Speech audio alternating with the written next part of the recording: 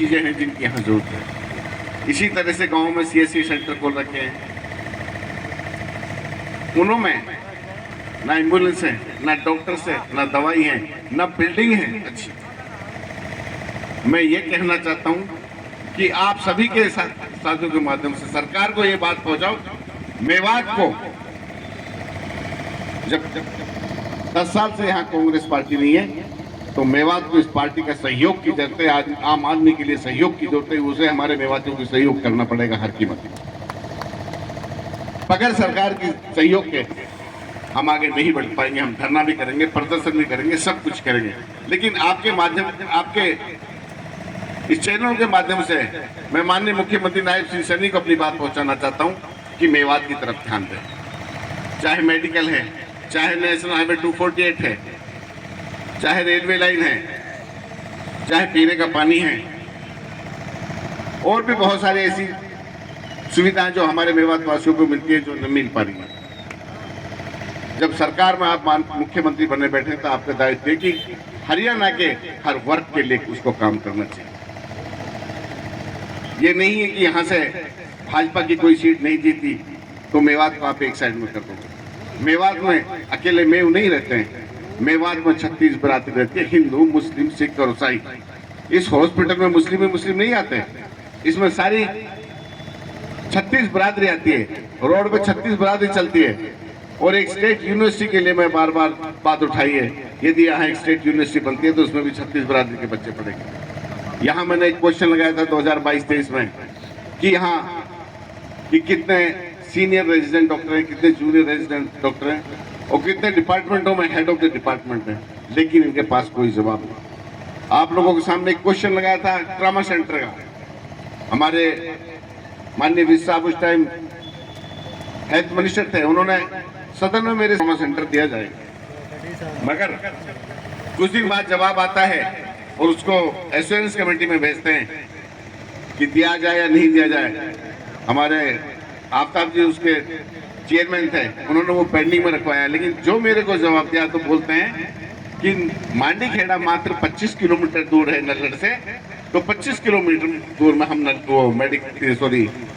Trauma centre हम नहीं बना सकते। अब मैं ये पूछता हूँ, वो ये कहते हैं कि यहाँ ट्रॉमा सेंटर है, यहाँ कौन सा ट्रॉमा सेंटर है? इतना बड़ा झूठ ये बोलती है ये पार्टी कि मेरे ख्याल से कोई नहीं बोलता इस देश में। आज ये धरना प्रदर्शन रखा है एक दिन का, आगे हमें जरूरत पड़ी, विधायक आफ्ताब जी हम आपके साथ खड़े हैं और हम अपने गरीब आदमियों के लिए जो अपनी प्राइवेट हॉस्पिटलों में इलाज नहीं करा सकते, उनकी लड़ाई हर चीज के लिए विधानसभा में लड़ेंगे। चाहे हमें बाहर धरती पे बैठना पड़े, चाहे प्रदर्शन करना पड़े, चाहे हमारे लठ लगे, चाहे सर फूटे, लेकिन आपने जो वोट देके हम सबको विधानसभा में भेजा है, आपकी इस वोटों को हम जाहिर नहीं जाने। आपके लिए सदैव आपके साथ खड़े हैं, हर कदम पे आपके साथ खड़े हैं, चाहे कोई भी मुद्दा हो। हम चाहते हैं कि हमारा मेवात भी खुशहाल हो, हमारे बच्चे पढ़ लिख के अच्छी अच्छी पोस्टों पे आगे जाए। हम चाहते हैं कि जो हमारे बच्चे कुछ नशे में चले गए, जो ओलेक्स में चले, इसको छोड़ के अच्छी अच्छी पदवियों पे जाएं। हम चाहते हैं कि हमारा हर गांव का आदमी, गरीब आदमी बीपीएल परिवार से निकल के अच्छी अच्छी नौकरियां जाएं, अच्छे अच्छे बिजनेस करें। हमारी तमन्नाएं बहुत है, मगर कभी सरकार जब बनेगी इंशाल्लाह 5 साल जब भी मिलेंगे आप दोगे तो वो 5 साल एक साइड होंगे, आपके 50 साल एक साइड होंगे। इतना काम करेंगे कि आप भूल जाओगे। अभी जो विधानसभा भी चलेगी 7 मार्च से, जो बातें होंगी उनको भी हम वहाँ रखेंगे। हमने डॉक्टर्स की, दवाइयों की, आपके नेशनल हाईवे 248 की 4 लाइन बनाने की, यूनिवर्सिटी की, आप लोग सब सुनते हैं यूट्यूब। हमने कोई ऐसी बात नहीं रखी जो आपके हर वर्ग की हमने बात वहाँ नहीं रखी, लेकिन सुनने वाला कोई नहीं है।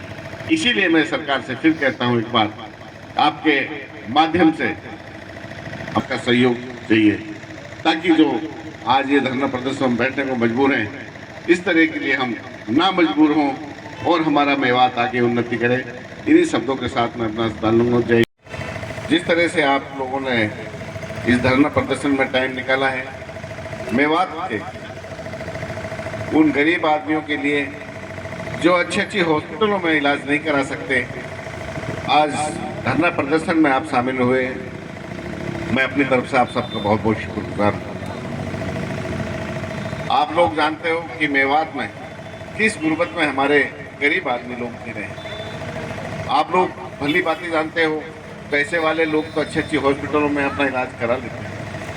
जो हमारे गरीब लोग हैं, हमारी माताएं बहनें हैं, उनको मजबूरी में सरकारी अस्पतालों में आना पड़ता है।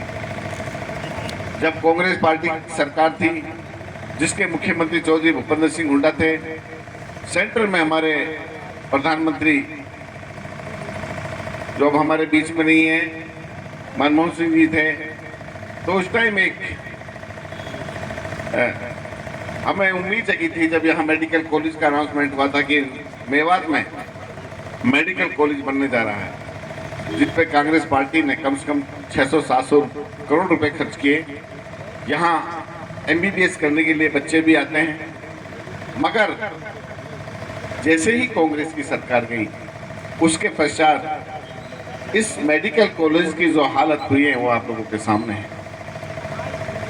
मैं जब विधानसभा में मेडिकल कमेटी का सदस्य था, तो ऑन द स्पॉट मैं पूरी कमेटी को यहाँ लेके आया था। मैंने सारा हालात उनको यहाँ के बताए थे। मैं जब उनको लेके जाने लगा कि जहाँ मेडिकल की दवाइयाँ मिलती हैं, जहाँ पेशेंट हैं, वहाँ तक वो नहीं पहुँचे, क्योंकि वो ज़्यादातर हमारे भाजपा के साथी थे। यहाँ तक बताया, जो हमारे यहाँ सिस्टर्स हैं और डॉक्टर्स हैं, कि सर आप जाइए, आपको BP और शुगर की दवाई भी आपको यहाँ जो मेडिकल खुला हो वो भी सरकारी नहीं मिलेंगे।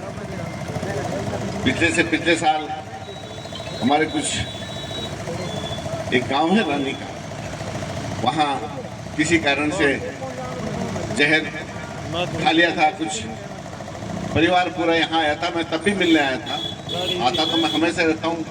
तब भी यहाँ के डॉक्टर ने आके बताया, और जो वहाँ नर्सेज थी उन्होंने बताया, भैया यहाँ एक भी दवाई नहीं मिलती, सारी दवाई मजबूरी में इन गरीब आदमियों को बाहर से लेके आने पड़ती है। कितनी बड़ी बात है। आप लोगों के सामने एक झज्जर में एम्स है, आप जाके देखिए कितनी सहूलियत, कितनी सफाई है, कितना शानदार है। क्या इसमें क्या पैसे खर्च नहीं किए कांग्रेस सरकार ने? सिर्फ बात नियत की। हमारे नगीना में देखते, मांडी खेड़ा में क्या बुरा हाल है हॉस्पिटल का, सारी झज्जर हालत में गिर गई है ना। वहाँ कहते हैं कि धागा, जो सुई जिससे हम स्टिचेस लगाते हैं, टाके लगाते हैं, वो भी बाहर से लाने को मजबूर है। सारी टेस्ट जितने भी हैं, डॉक्टर्स ज़्यादा बाहर लिखते हैं, हॉस्पिटल में नहीं कराते। यही यहाँ हाल है, ना यहाँ दवाई है, ना यहाँ अच्छे टेस्ट है। कोई भी आप यहाँ एक्सरे कराओगे या MRI कराओगे या CT स्कैन कराओगे, तो उसके लिए रेडियोलॉजिस्ट जो रिपोर्ट देता है वो भी पंचकुला जाती है या रोहतक जाती है। वहाँ से जब रिपोर्ट आती है, ये पता नहीं मरीज को क्या प्रॉब्लम है। जब यहाँ CT स्कैन के लिए मशीन लगा रखी है, तो ये भी जरूरी है कि यहाँ न्यूरोलॉजिस्ट होना जरूरी है। कोई एक्सीडेंट हो जाता है, किसी के सर में चोट लग जाती है, उसको ज़्यादा टाइम नहीं होता।